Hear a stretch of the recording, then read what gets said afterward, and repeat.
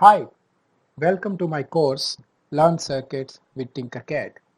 In this course, we are going to learn how to connect a load of sensors, process those data using Arduino board, and drive some motors and LEDs or other mechanical parts.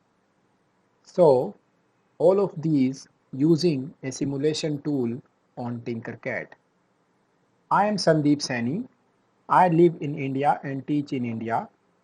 I have done my BTech and MS from IIIT Hyderabad, and I am teaching robotics and electronics related courses for over a decade now. And I am highly interested in teaching school kids, and I do it in my summer courses.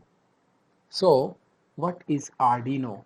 This is a programmable board, and we can take multiple inputs, either it is a digital or analog signal, and we can process it digitally and provide outputs using the output pins.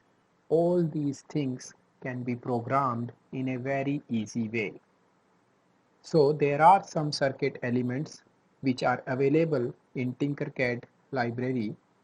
The basic ones are listed here. It can be like resistor, LED, buttons, batteries, programmable elements like Arduino board, output devices like DC motors, geared motors, servo motors, and sensors like photoresistors, ultrasonic, PIR, and all. We are going to use and integrate all of them. So this is what a circuit would look like.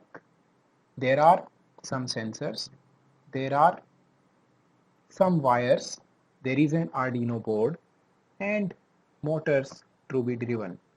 All these things will be controlled with some sort of coding which we will do in Scratch as well as in Arduino C. So everything combined on a single free platform called Tinkercad from Autodesk. So this is about the course, and let's start learning now. Welcome to the course.